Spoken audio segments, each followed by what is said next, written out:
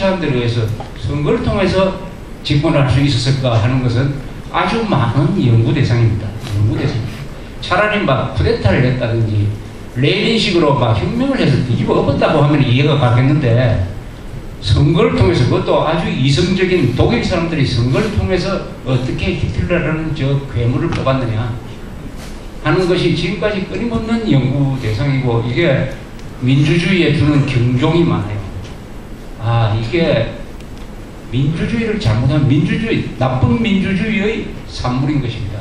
히틀러는 어린 민주주의, 당시에 바이마르 공화국 어린 민주주의가 만들어낸 괴물인 것입니다. 그래서 선거가 무진막지한 독재자를 만들어낼 수도 있다. 선거를 잘못하면, 정치를 잘못하면. 그러니까 민주주의가 항상 안심할 것은 아니다 하는 것을 극명하게 보여주는 것이 히틀러의 등장입니다. 이걸 내가 읽어보니까 히틀러가 30일간의 이 정치 막후 교섭에 의해서 집권을 했어요. 그것이 가능하게 된 데는 뭐 여러 세 사람이 있는데, 그때 대통령 힌덴부르크라는 대통령, 그 다음에 파펜이라는 사람, 그 다음에 슐라이어라는 이 국방장관, 이런 각자가 했는데, 이걸 제가 읽어보니까 이때의 독일의 이 정치판이나 한국 정치판은 참 비슷한데 공통점이 있는데, 그건 뭐냐? 애국심이 실종됐다. 정파적 이해관계를 항상 앞세운다 하는 그것과, 그 다음에 히틀러에 대한 오판이었다. 많은 사람들이 이렇게 이야기를 했습니다. 히틀러를 수상 자리에 앉혀놓으면, 책임 있는 자리에 앉혀놓으면 사람도 책임 있게 될 것이다. 그래서 그동안에 유태인들을 잡아 죽이겠다고 욕하던 것도 그 사람이 총리가 되면은 달라질 것이다. 이렇게 아주 안이하게 판단을 했습니다. 어떻게 보면 합리적으로 판단을 했습니다. 그러나 히틀러는 그런 사람이 아니에요. 히틀러는 내한테 권력만 오면 절대로 권력을 놓치지 않는다. 내가 권력을 잡기만 하면 이 권력을 절대로 내가 뭐 선거를 통해서 준다고 그런 일이 없을 것이다. 그런데 다른 민주주의 정치인들은 히틀러도 민주적인 사람일 것이다 라고 생각하는 것입니다. 즉 히틀러가 가졌던 나치주의 그 이념을 오판한 거죠. 이념을 물었죠. 이념이 얼마나 무섭냐. 이념이, 그것은 우리도 마찬가지 아닙니까? 우리도 김대중, 노무현 대통령에 당선되자 보수 세력이라고 하는 사람들이 모여서 그렇게 낙관적으로 이야기를 했습니다. 그 사람들도 대통령이 되면은 여러 가지 제약이 많아가지고 결국은 보수적 정책을 펴고 말 것이다 이렇게 생각했는데, 그렇게 되지 않았어요. 그 사람들이 하고 싶은 자기의 이념에 충실하게 정책을 폈습니다. 다만 다른 것은 히틀러처럼 정권을 계속 가져갈 수는 없었죠. 그 부분만큼은 한국의 민주주의가 바이마르 공화국보다 더 세다는 것이죠. 그 다음에 이철 선사님이 아주 재밌는 뒤에 코멘트를 붙이고 있습니다. 뭐라고 했냐. 지나놓고 보면은 당시에 독일의 군대가 쿠데타를 했어야 된다. 독일의 군대가 쿠데타를 해가지고 정권을 잡아가지고 나치와 공산주의를 싹 청소를 하고 독일을 독재 국가식으로 끌고 갔어야 했는데, 그것을 하지 못한 것이 이 전 지구적인 재앙을 가져왔다. 이렇게 이야기하고 있어요. 왜 그때 쿠데타를 못했느냐. 쿠데타가 있었어야 나치의 등장을 막을 수가 있었다. 왜 쿠데타를 못했느냐. 그 쿠데타를 할 수 있는 자리에 있었던 슐라이어라는 사람이 오히려 나중에는 히틀러를 지원해주고 거기서 자기가 정치적 이득을 구하려고 이렇게 합니다. 그때 쿠데타를 하려면은 독일 군대는 아직도 강하게 살아있었기 때문에 충분히 가능했어요. 양쪽을 다 정리할 수 있었어요.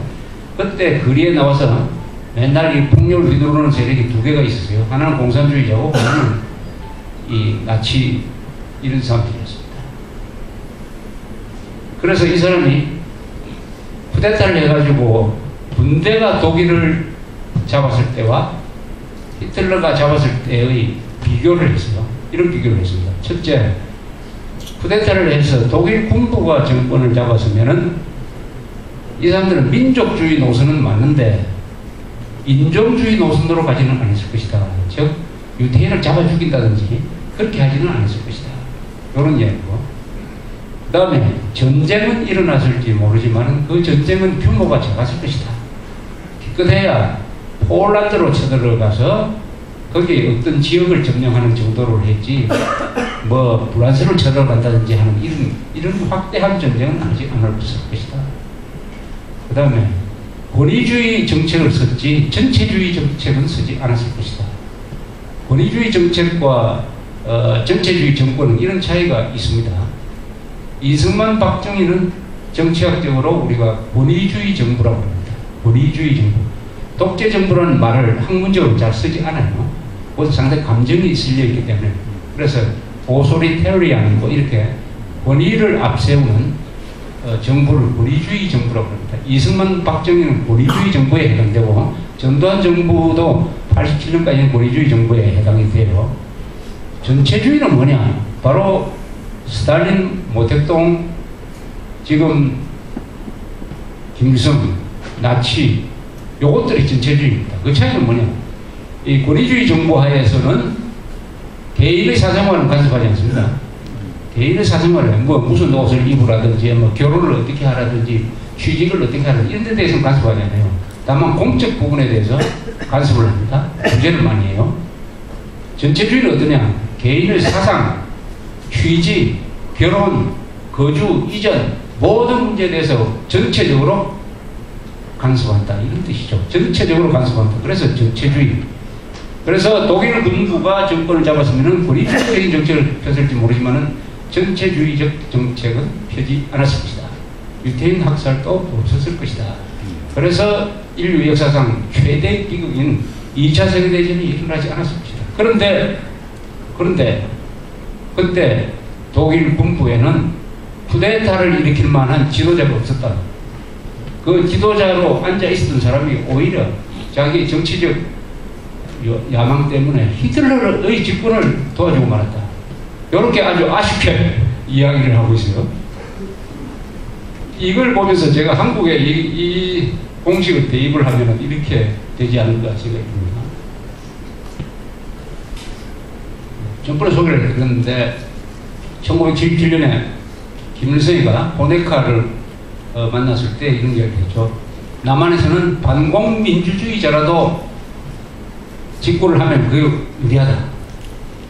즉 민주주의를 남한에서 실시하게 되면 노동자, 농민들의 활동이 자유로워지고 우리의 대남 공작이 잘 먹힐 수 있는 조건이 형성이 된다. 그래서 남한에서는 일단 민주주의를 하면은 유리하다. 이렇게 이야기를 했습니다.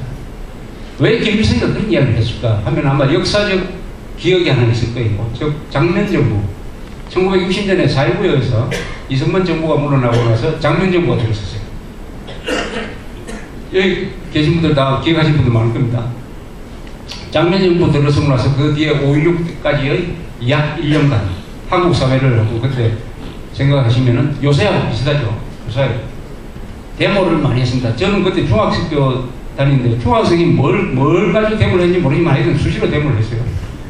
아줌마도 데모했습니다. 그때 어린애가 아줌마하고 같이 데모하는 사진이 그때 사진이 많이 나옵니다.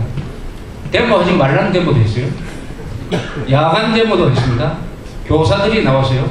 좌익들이 밑에 있다가 다시 올라왔습니다. 백불 데모 막 이런 거 막 했어요. 그게 왜 그러냐? 바로 민주화를 하니까 좌익들이 그 공간을 채우고 나오기 시작한 거죠. 그러니까 경제가 잘 되지 않게 됐습니다. 경제가 흔들리고 법치 그리고 깡패들이 많아지고 이러니까 1961년 봄에 가면은 군대는 뭘 하느냐 말이야.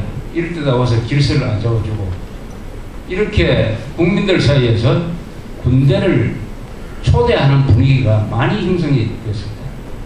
그때 장교들이 서울 시내에서 어제 군복을 입고 술 마시고 있으면 손님들이 와가지고 아니 이렇게 불안해서는 못 살겠는데 군대는 뭘 하냐 이렇게 이야기하곤 했다고요.